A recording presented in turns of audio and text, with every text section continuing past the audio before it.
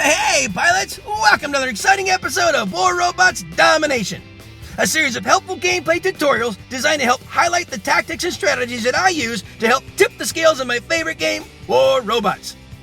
Each episode will feature a handful of battles along with helpful commentary that'll provide insight as to what I'm doing and why I'm doing it. I'm your host, Gotchure Beacons, and I've been playing this awesome game for a few years now, and I've learned a few tricks along the way that I'd love to share with y'all. You'll notice that although my hangar is fairly basic and at lower levels, I've been able to climb it up to Expert League, so I believe that you'll find my tactics will help you do more with less, which could be very helpful with today's economy in the game. I should also mention that this is my second account, so don't let my career profile stats fool you. This is actually my baby account, but it sends a great message to pilots who feel they need to chase the current meta in order to be competitive in battle, because you don't. Wise gameplay can usually overcome any fancy gimmick. A death button is a great example. It can still melt just about any build, and its heritage stems all the way back to nearly the beginning of the game. It's all about knowing when to use it and how to use it. So, without further ado, I invite you to sit back, relax, and enjoy today's episodes while I walk you through my gameplay tactics and share with you my mindset in battle. I hope you find it entertaining, helpful, and fun to watch. I think you will.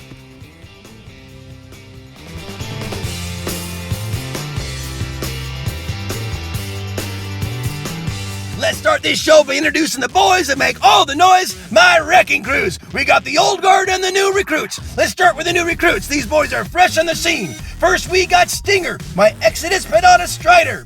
And then we got Flash, my Gust Halo Pursuer. And then we got Jumpstart, my Talumba Calamity Inquisitor. And then we got Freezer Burn, my Shredder Ember Mercury. And then we got Major Pain, my beautiful Zeus Fury. Now these bots are all level 6. The weapons are anywhere from 7 to 9. And then we got the old guard, everyone's favorites. Don't forget about them, they're part of the show. First we got Frick, my Death Button Raven with Orkans and Panadas. And then we got his twin brother Frack, my Russian Death Button Raven with Talumbas and Pins. And then we got the General with my beautiful Trident Fury. And then we got Reaper, my Avenger Bulwark.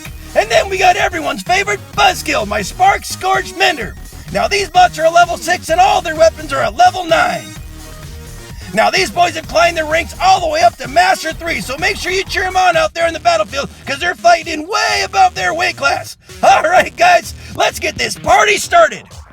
I'm gonna call this battle Survival Skills. I'll definitely explain why here in a second. Enjoy my friends in the background and status as they play their awesome song War. Perfect for this battle. Okay, this is Canyon. I'm running the new recruits. I open up with Major Pain, my beautiful Zeus Fury. Those nice uses have a 600-meter range. The Canyon is great for the Major Pain. He has a really good advantage point from over here. But you know what? Not every battle goes the same. And every once in a while, you've got someone who's got their sneaky spot too. And that little Strider, he's got an Ansel shield, and he's got a couple lockdown weapons. I think those are halos, that would make them. And you know what? They're good little, it's a good little place to sit and basically spy on anyone who's kind of coming around. So he's doing a pretty good job of protecting that area. I want to get tucked right up close and personal like, and I noticed that across the way over to my right, there is a nice big trap. So this area was really sewn up well and made it really tough for the Major Pain to have his way where he normally does. So good part on the Reds to secure that. Luckily, my mates were all on top of the threats that were coming after the General, and we're getting ready to make some fast mincemeat of these guys. This guy came over here to pick up that thing they were up at the 4 beacons to 1. I'm liberating this one back. You got another person that's coming up close to us here, and he's going to get taken out. And that kind of inspired the name of this episode, Survival Skills. You know, being able to put out a lot of damage is definitely part of this game. And, you know, getting a lot of damage looks good at the end of the battle. But I say this on a lot of times in a lot of my battles. You can't cap or kill when you're dead. So stay alive. That is part of the game. Surviving through the 10-minute battle. This isn't a 5-minute battle. This isn't an 8-minute battle. It's a 10-minute battle with 6 formidable pilots on both sides, and they all know their A game. If you don't stay around till the end of the battle, you may not find yourself in the winning circle.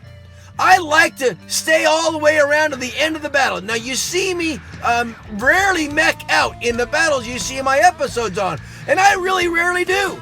I've learned how to start pacing myself when I start running out of bots.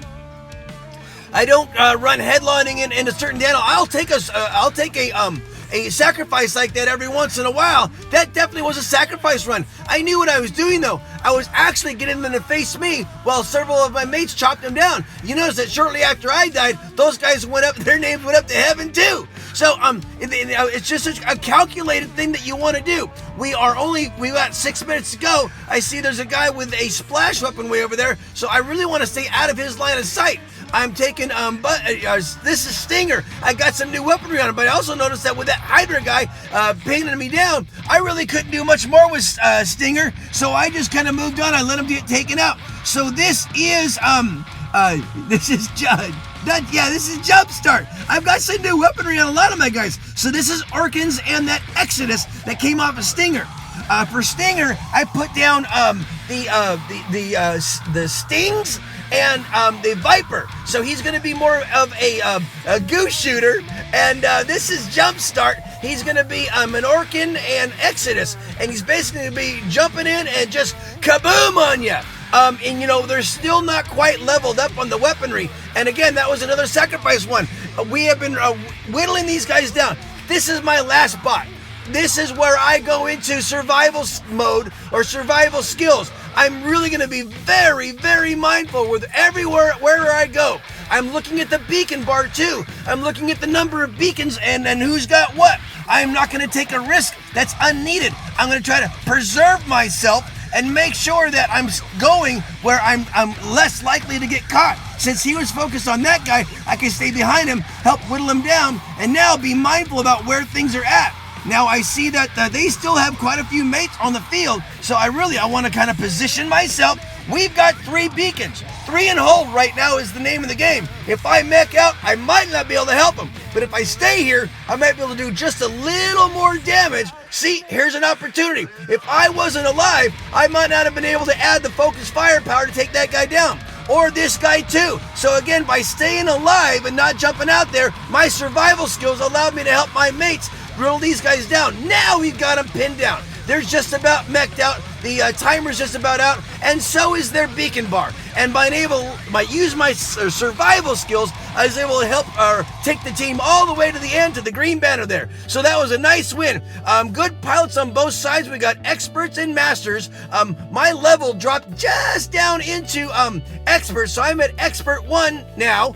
There's a champion on the other side too. So there's a good level of pilots on both sides. Good league levels. No slouches on either side. Everyone played really, really well. And that was a great battle. If you see your name, thanks for the game. Peace out.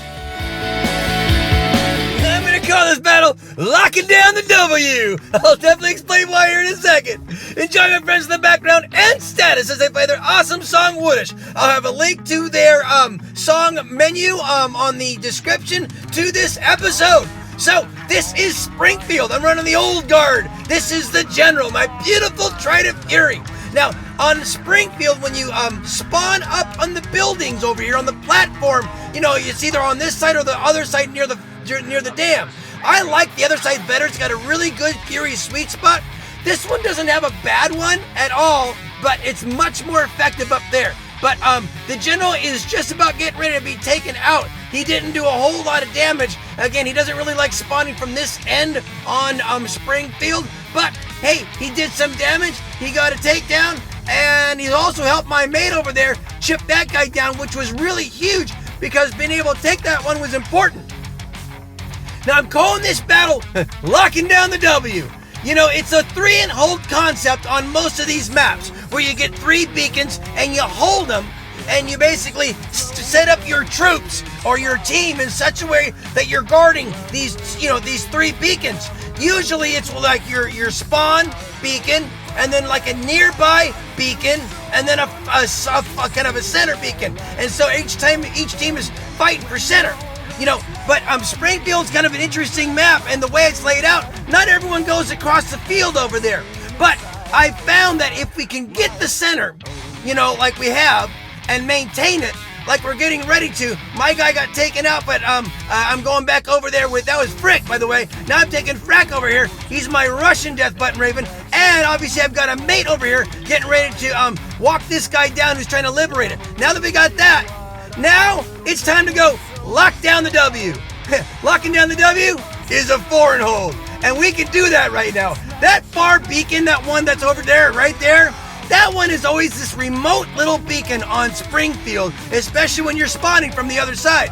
Usually, once they cap it, they don't really sit there and guard it because really no one usually contests it. But man, oh man, if you have a chance to grab this one, I can just drop out. In fact, I'm going to drop out here in a second because they're so far removed from this beacon. By the time they get over here and do anything, we've had 4 for far too long. I see a guy over in our spawn area. I can't get there fast enough, so I'm just going to drop the bot. I got 2 more. I'm going to take out Reaper. He's my Avenger Bulwark, and all I'm trying to do is help maintain our spawn beacon because they were starting to threaten it. But they're not getting over across the valley to center.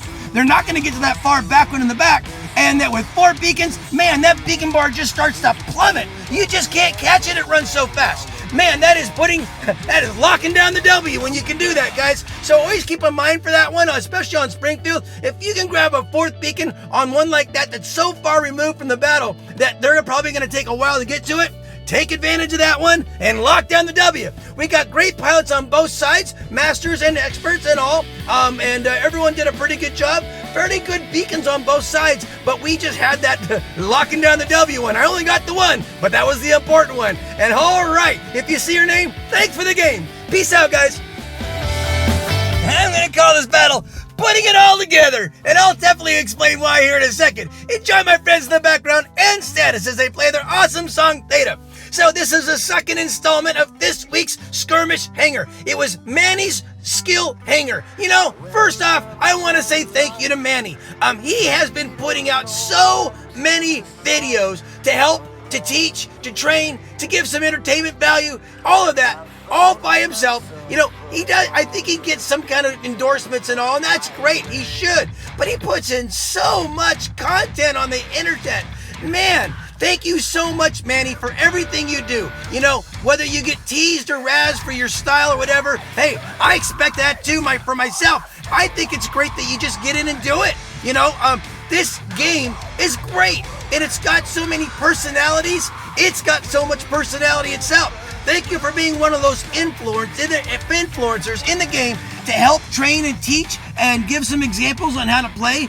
You definitely have some skills, brother, and thanks so much. So, I have taken, this is the little Strider with an Exodus, an Ember, and the halos on it, and I call this battle Putting It All Together. You know, I teach a lot of mindsets in my tutorials, from being a hard target, you know, from making sure that everything you do counts, from being a distraction bot, you know, to working with your mates, pairing up, picking your battles wisely. All of that is something that I try to teach on a regular basis. And you know, this is one of those battles where I'm just putting it all together. You know, I opened up with the little Strider. I walked down there and I capped that thing, stayed out of trouble. I knew I couldn't win any battles, but I could sit there and basically whittle out any way that could. Now this is what is it? It's a Falcon with this kind of a lockdown weapon, and then it's got 2 of the thermites. Now without the lockdown weapon engaged, he is really, really tough. So what am I doing right here? I'm actually a little bit of a distractor. I'm getting 2 to 3 to 4 bots looking at me and worried about me and everything else, and pulling them out in the open so my mates could have at him, because this guy is so tough. He can take it for a long time. And while he was doing that, my mates were on the bridge that were chipping those guys away. We are now at a 4-to-1 beacon advantage because they were all grouped up over there. They didn't even know what to do. And now with my mates kind of spreading the field and going around and working around here and there, we have got them at a 4-to-1 beacon advantage for so long. I mean, we're barely into the battle and it's over. It was so great just putting all the little things together and making them work and making them so effective in battle. You don't have to know how to play with the equipment to make these battle plans work, to make these mindsets work, to putting it all together. Just use the mindsets, the tactics and the strategies. Get good with your bots as you play, but use those mindsets, those strategies and tactics to help you guide you as you go through the battle. So if you see your name, thanks for the game. Peace out. Well, friends, that just about wraps it up for another episode. Thanks so much for watching. I hope you enjoyed what you saw and are able to take something you learned and use it in battle. I add content to my YouTube channel almost daily, so please stop by when you're able and check out the fresh new material. Or just click on an old episode and maybe catch another tip that'll help you up your game. If you like what you see, please tap on the red subscription button and then tap the bell to be notified when new episodes are released. It would also be helpful if you could make a comment about the video, whether it's an example of how the episode helped you, or maybe additional advice to help elaborate on the tactics I shared, or even constructive comments that'll help clarify something I might have missed. It's all good and greatly appreciated. Finally, this game is full of challenges and can create frustration for some who are simply trying to have fun with this awesome game. My goal is to provide you all with helpful information and help reduce the frustration and increase the fun. So, if you feel these videos are helping you, please share them with a friend, someone who you think might benefit from them. Well, that's about it for today, guys. As always, keep 'em blue out there, and I hope to see you on the battlefield. Make sure you're having fun, though, because if you're not, you're doing it wrong. I love you all for your support. Play well. Peace out.